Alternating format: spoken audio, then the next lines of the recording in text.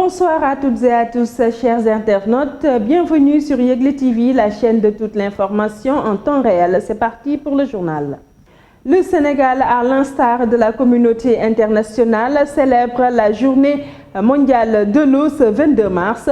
Cette journée a été instituée en 1993 pour être célébrée chaque année sur une décision de l'Assemblée générale des Nations unies. Cette campagne a été déclarée pour sensibiliser la population à l'importance, à la nécessité et à la conservation de l'eau. Un récit de Guy Noël Makaloula. La journée mondiale de l'eau est un événement annuel célébré le 22 mars. Cette journée met l'accent sur l'importance de l'accès universel à des installations d'eau potable, d'assainissement et d'hygiène dans les pays en développement. La journée est également consacrée à la promotion de la gestion durable des ressources en eau douce. Aujourd'hui, plus de 663 millions de personnes vivent sans eau potable.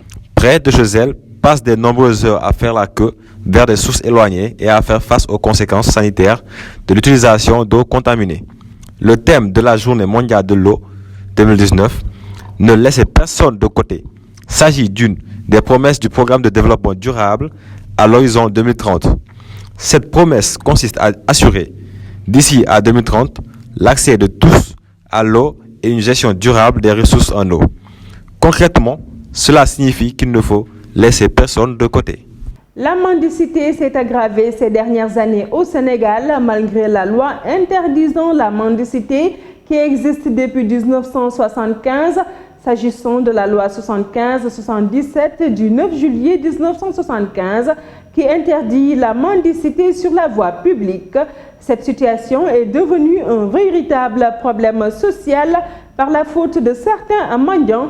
Ces derniers nous confient les raisons pour lesquelles ils mendient et les Sénégalais, eux, livrent leur point de vue par rapport à la question.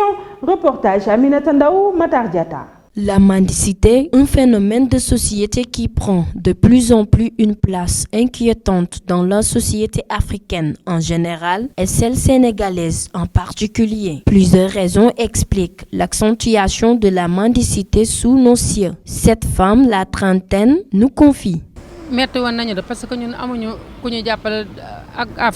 C'était dur. Les policiers nous amenaient à la brigade avec tous nos affaires. Je n'ai rien. Je n'ai pas de moyens pour nourrir mes enfants puisque mon mari m'a abandonné. Je suis obligée de tendre la main aux gens. J'ai pas le choix. Et si quelqu'un me donne une aumône, je la prends.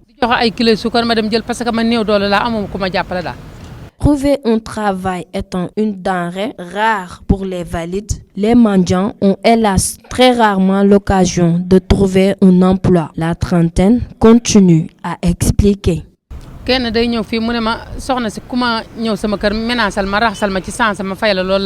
Parfois, une personne vient vers moi en me demandant de lui faire un petit travail domestique. Je suis obligée d'abandonner mes enfants dans la rue pour terminer le travail. J'ai une fois eu une somme de 700 000 francs, mais on me l'a volée. J'ai durement travaillé et commandé pour y arriver. À Dakar, la location, elle est très coûteuse. J'habite même dans un bidonville.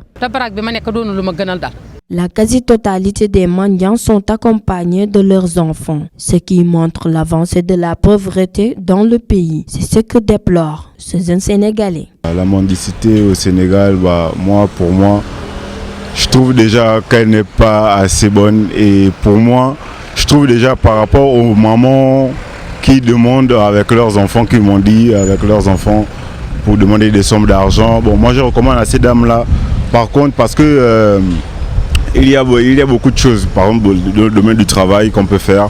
Elles peuvent par exemple trouver quelque chose à vendre ou bien faire femme de ménage, essayer de trouver du travail s'il faut dire, pour qu'elles puissent emmener leurs enfants à l'école et pour éviter ce genre de choses-là. Parce que je ne trouve pas ça vraiment abordable de demander en temps on peut trouver du travail. Ils sont nombreux à quémander dans les rues de Dakar pour nourrir leurs enfants. Toutefois, les mendiants reconnaissent le délit de mendier sur la voie publique parce qu'ils n'ont pas le choix.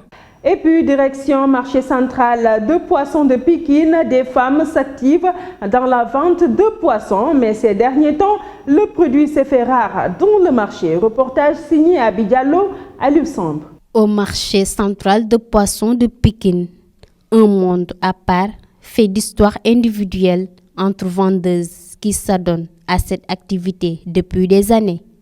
Malgré que ces femmes mènent leurs activités, elles sont souvent confrontées à des difficultés. Pour cette dame, le prix du poisson n'est pas fixe et varie. Mais actuellement, on le vend à 27 000 francs. Les clients viennent petit à petit. Selon cette vendeuse, le poisson se fait rare ces derniers temps.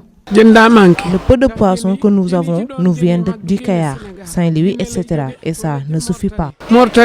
Il n'y a pas de saut métier pour cette mouleuse de poissons. Tous les métiers se valent. Il suffit tout simplement de subvenir à ses besoins. Et le reste, on le laisse à la volonté divine. Un travail dur qui prend une bonne partie de la journée et qui ne rapporte que des miettes à la fin. Ces femmes, pour la plupart, mères de famille, souffrent le martyre et presque sans garantie de sécurité. Les fleuristes qui se trouvent sur la VDN reconnaissent que les fleurs sont les reines de beauté, mais malgré tout, ces derniers trouvent que c'est une activité qui n'est pas du tout facile, comme le pensent certaines personnes, car c'est une activité qui demande beaucoup d'entretien et surtout de moyens, parce que les fleurs exigent des soins et une attention toute particulière. Reportage signé Maguette Bousso, Matar Diata. La fleur constitue l'organe de la reproduction sexuée et l'ensemble des enveloppes qui l'entourent. En effet, les fleurs attirent l'attention des humains qui les cultivent et utilisent pour la décoration intérieure et extérieure. Ainsi, on peut dire que les fleurs sont les reines de beauté de tout patrimoine. Ce fleuriste rencontré sur la VDN à Dakar affirme que c'est une activité qui n'est pas facile comme le pensent certaines personnes, car l'entretien de la plantation demande beaucoup d'argent.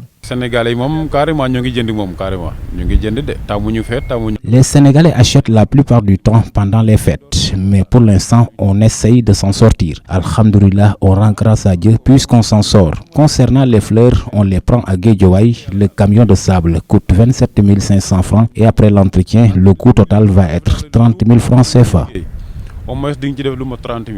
Malgré la complexité de ce métier, ce fleuriste souligne qu'il n'a jamais eu de problème avec ses clients. Concernant la vente des fleurs, je n'ai jamais eu de problème parce que je fais ce que je peux. J'ai commencé le travail depuis l'an 2000 à Cambérène, puis à Yarakh, ensuite au Mamel, avant de venir ici sur la VDN.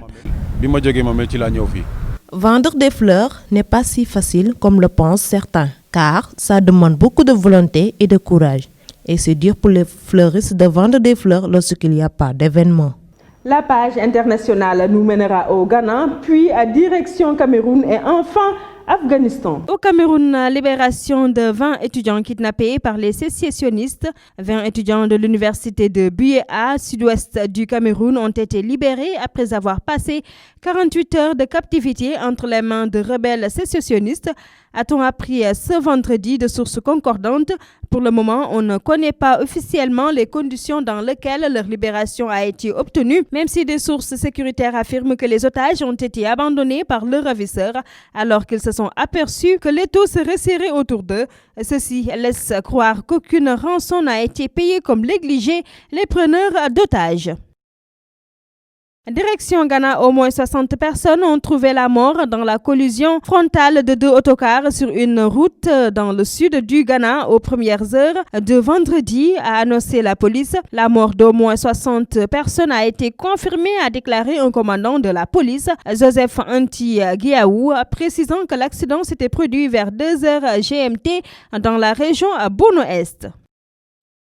Et pour finir, 2 soldats américains ont été tués vendredi en Afghanistan, a annoncé l'OTAN. Vendredi 22 mars, dans un rapport communiqué, la mission Resolute Support de l'OTAN n'a pas précisé les lieux ni les circonstances de leur mort, seulement qu'ils étaient en opération. En 2018, 13 militaires américains ont été tués en Afghanistan, 4 depuis le début de l'année. D'après un document du département de la Défense publié jeudi, plus de 2350 soldats américains sont morts et plus de 20 000 ont été blessés en Afghanistan depuis la fin de 2001, quand une coalition internationale menée par les États-Unis a chassé les talibans du pouvoir. Et c'est tout pour cette page internationale. À présent, nous attaquons la page de sport qui nous sera présentée par Abdoulaye Timera. Passeport, 315 policiers mobilisés pour Sénégal-Madagascar. Au sortir d'une réunion de coordination jeudi soir à Thiès, le commissaire d'ambassade de la Fédération sénégalaise de football a dévoilé les mesures de sécurité prises pour le match Sénégal-Madagascar prévu ce samedi au stade Lat Dior. Un nombre important de policiers a été retenu pour une réussite de l'événement qui se tient hors de Dakar depuis 1995. Restons toujours avec cette rencontre où Crépin Diatta et Moussa Wagué, probables titulaires contre Madagascar. Crépin Diatta et Moussa Wagué devraient débuter le match de qualification de l'équipe du Sénégal pour la Coupe d'Afrique des Nations de football ce samedi à 19h à Thiès contre Madagascar. Un 4-3-3 au coup d'envoi. Par conséquent, attendons-nous à une composition probable des Lions avec Edouard Mendy, Moussa Wagué, Salif Sané, Kalidou Koulibaly, Youssouf Sabali, Idrissa Gana Gueye, Alfred Ndiaye, Crépin Diatta, Sadio Mané, Ismaël Sarr et Mbaye Niang. Parlons maintenant de l'équipe nationale avec les I-23 à l'issue de l'entraînement de son équipe ce vendredi matin au stade Lat Dior de Thiès. L'entraîneur des Olympiques du Sénégal, Joseph Koto, a réaffirmé qu'il n'est pas satisfait de la prestation de ses expatriés lors du match aller perdu en Guinée 2-1. Face à la presse, le technicien a également rassuré que son groupe décrochera la qualification pour la CAN I-23 dimanche à Thiès lors de la manche retour. Enfin, en lutte pour terminer, sortie musclée contre le CNG, Gris Bordeaux écope du sursis. La sentence est tombée. Gris Bordeaux écope d'1 an avec sursis suite à son audition par le Comité national des gestions CNG de lutte le 9 février passé, informe Sunulamb. Le journal indique que le lutteur a reçu hier jeudi 21 mars la notification de la décision de la commission règlement et discipline. Très actif autour du regroupement des collectifs de lutteurs, le troisième tigre de Fass n'avait pas raté Aliou Sarr, le président du CNG de lutte et son équipe allant jusqu'à les traiter de voleurs. Khalifa Dia, le manager de Gris Bordeaux, lui pousse un ouf de soulagement. Il est toujours libre de compétir et de continuer son chemin. Tout est bien qui finit bien. C'est la fin de cette édition, mesdames et messieurs. Merci de nous avoir suivis. Bon début de week-end à toutes et à tous. Au revoir.